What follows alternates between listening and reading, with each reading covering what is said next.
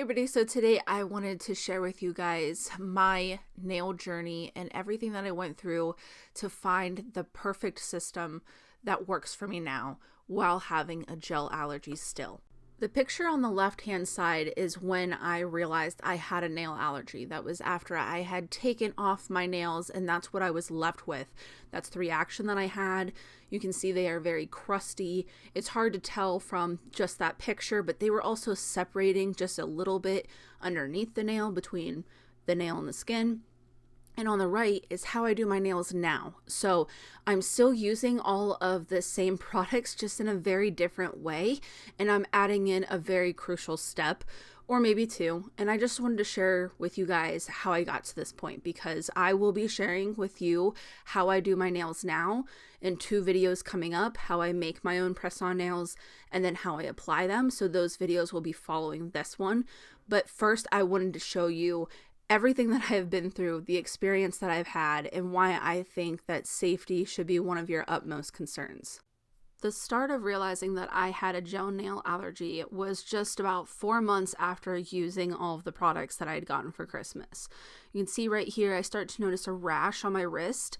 I have a lot of health anxiety, so I took the video just so I could see if it got any bigger, see if it got any redder, anything like that. At this point, I had no idea it was my nails. However, the next morning I woke up and it was now on my other wrist. So I had it on both my right and left wrists. And at this point, I also noticed some bumps near my thumbnail. So I'm starting to get an idea that maybe it does have something to do with my nails, because they're starting to look a bit red and inflamed as well. So that's when I go and look at my other nails, and you can see that they are not in a good place either. And I start to notice that one has a blister. So then I take a look at my other hand, and it's almost in worse shape. The rash is now a welt. It's all completely moved together at this point. And my nails on my right hand look way worse than on my left hand. That middle finger told me that I needed to soak these off immediately, and that's exactly what I did. I was as gentle as I possibly could have been with the removal process. And this is just a couple hours afterwards, and you can see just how hurt my nails are still. This was not from the removal process. They were crusty, inflamed, red, oozing. They were in so much pain. As someone who has had hangnails and, a bunch of other stuff on their nails, this just was completely different. They were itchy all the way down my finger. It was so hard to explain, but the shape of them just showed me something is definitely not right here. At this point in this video, I think it's just the set that I had done. So I gave my nails about a 3-month break, and then I tried these, which are pretty comical to look at because they're nowhere close to my skin. I spent hours making sure in the application process, both with the nail itself and the gel polish, that it did not come into contact with my skin at all. And you can see it did me absolutely no good. At this point, I realized I have a gel nail allergy for real, and this is where I start to lose a lot of hope. And I'm very upset because doing my nails was something I genuinely enjoyed, and I ruined it for myself because I allowed for 4 months for uncured gel to come in contact with my skin, and now I have a lifelong allergy. I have all these products and I have a hobby that I love, and then that's when I decided to try one last thing, and if it didn't work, then it was okay, I have to give this up, but let's see if this one last idea that I have will actually work for my skin, and that's what I'm going to show you next. My last thought and last ditch effort was, what if I tried to make press-on nails for myself? My whole nail journey in and of itself started with press-on nails. That's what I really liked. But I found that after COVID, the quality in them, the ones that you can buy from the store, I just didn't enjoy. So I thought, I have these products. I like this hobby. What if I made my own? That way they were more durable and I could wear these, and I could also change them up and hopefully not give myself an allergic reaction. So this was actually my first set that I did. And I think I gave myself around a 5 to 6 month break after that last reaction, just because I wanted to be absolutely sure that it was not from the previous reaction if I had gotten anything. I wanted to be able to tell if these press-ons would actually be a way that I could continue this hobby without causing any kind of reaction. And to be absolutely certain of that, I made sure that my last one was healed up and my fingers were healed, and 0 of that was going on. So These were the first ones that I made. We can see that they are terribly not shaped for my fingers, far too big, but I'm learning here, and that's the point.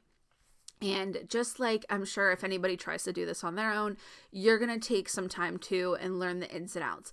But the most valuable information that I had here was that what I was doing was working. I did not have a reaction. I learned that if I was going to have a reaction, I would react within the first 24 hours. So it was one of those things where if something I'm doing with my nails is not something that my allergy enjoys, it lets me know fairly quickly. So this was after like 3 or 4 days of wearing the nails that I took the picture, and I did not have any bumps. I didn't have any redness. I was not itchy. They were not inflamed. So this let me know that I was on the right track. So this became more of my method is good in keeping my allergy at bay. But now how do I perfect this process of making nails that fit, that wear nicely, and things like that. So now we can finally move into like the fun stuff and enjoying making nails again and doing those kind of things. And I have found what works to keep my allergy at bay. Before I start on my evolution of making my own press-on nails, I think it's worth mentioning that the process that I have for making these press-on nails, they don't give me a reaction. I'm going to share this process. This video will be coming out. I'm going to show you every step that I take, every safety precaution that I have. And for some people, it might be overkill, but you can see how obvious my reactions were. And since doing my nails this way, I have not had a reaction in almost a year and a half, which is huge. I get to do these nails, I get to enjoy my hobby without causing myself any physical harm or making an allergy worse. So I'm going to share that process, but of course allergies are not like a one size fits all, just with any other one. So just because it's working for me, I can't say if it's going to work for other people, but I can share it because I do think that I have a relatively good system. This was the next set that I made around Thanksgiving time. Yes, we put our Christmas tree up early. No, you cannot talk to me about it. But this is far better fitted to my nails. You can see it's still a little big, still not quite where we want to be, but I am moving in the right direction. And another big thing to highlight here is still no reaction. So I was pretty scared the first time. Maybe it was a one-off. Maybe my nails were a little desensitized to stuff finally, which by the way, they were not. But, maybe it was just a one-off and I was really concerned that I wouldn't be able to replicate that. But I hand mixed this color. I was looking for a very specific shade of an old gel polish I used to have and I couldn't find anymore. So I had a lot of fun with this set. I do think they're a bit more better fitted to my nail. Around this time is when I started playing with the different nail sizes and the different shapes. Some of them fit my nail beds better than others, and when you watch my videos that are coming out, you'll see why that's important moving forward. But that's around the time of me figuring out, okay, this works better for my nail, and this one stays on longer if I use this shape versus that one, and things like that. So big things to note is that I did not have a reaction again, that what I was doing really was working, and that I am getting slowly better at finding what fits my actual nail. And finally, we have my perfect pair. Honestly, I don't think I've made a set since these ones last December that I've liked more. These just always stay in my head as the it set that I've done. They are the standard. You can see that they fit my nails so much better. The shape is complementary, like just everything about them. Not to mention the fact we've got zero reaction going on. So it's a win-win across the board. And this was taken last December.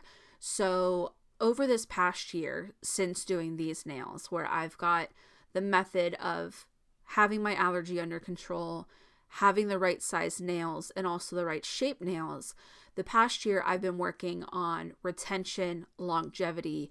So the thing that I love about press-on nails is that I can yank them off when I want to. Now, is it necessarily good for my nail bed? No. But there are times where I want to wear my nails for 4 weeks, and there's other times where I'm sick of them after one. But the thing is that I want to be the one to decide that. Nothing would irritate me more than making a set just for it to pop off a week later if I didn't want it to. So over this past year, I've been focusing on that. How do I get the nails to stay when I want them to stay? And I'm never going to be the person to tell you how to take off your nails. I'm pretty rabid when it comes to that. I will just yank them off one way or another. Sorry, I just am stuck in my ways. That's how I've done it since I was a teenager. I'm not the example there. However, I can say the process that I have for making these and applying them, I do think is pretty top tier. I wanted to be specific here because I'm realizing maybe I wasn't beforehand, but all of the sets that you've seen and all of these clips have been gel nail polish. Even after getting my allergy under control with the green, red, and the set that you're seeing on the screen right now, these are all gel nail polish, which is the reason why it was also a huge win that I was not having a reaction to these. I like the thickness of gel nail polish. I like the way it wears better, not to mention the collection that I have now. And even at that point last year when I was doing all of this, I did not want to start over with regular polish. So I was trying to make what I already had work. And that was my whole process and hope going through all of this. Now, the videos that are coming out following this one will show you just that. The very first one is going to be how I make the press-on nails, all the steps that I take. I'll show you every single thing. I'll also be in the comments answering any questions that you have, and I hope it goes well for people. Even if you don't have a gel nail allergy, I think this is a far safer way to do your nails than to mess around with uncured gel and possibly give yourself a reaction. If you are handling uncured gel, it's not a matter of if you get an allergy, it's going to be when.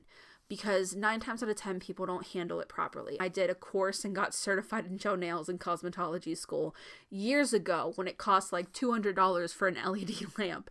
And I knew the rules. I knew everything. But I thought, it'll be fine. It'll be okay. It's not fine. It's not okay. That stuff is not meant for your skin. So I learned it the hard way. I want to share with you ways that hopefully will deter you and not have you live with something like this for the rest of your life.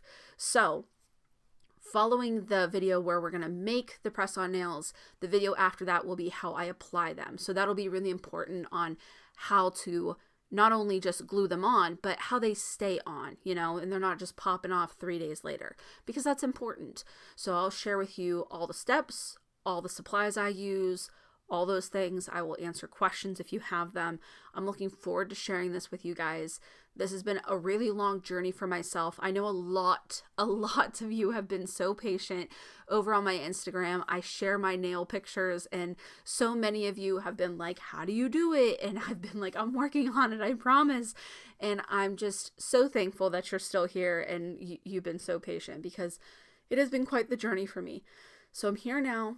I'm sharing, and I can't wait for you guys to see these 2 videos. And like I said, these aren't going to be the only 3 videos in the series. I hope that I can continue to add to them and, share with you guys my favorite products or other things that I come up with. And I would love for this to be just like an ever-evolving thing on my channel. But first, we've got to start here and we've got to make sure we're doing it safe. So if you stuck around until the end of the video, why don't we go ahead and put the pink heart emoji in the comments so I know that you hung out with me the whole time.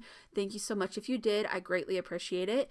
If you enjoyed the video, make sure to give it a thumbs up. And as always, thanks for watching.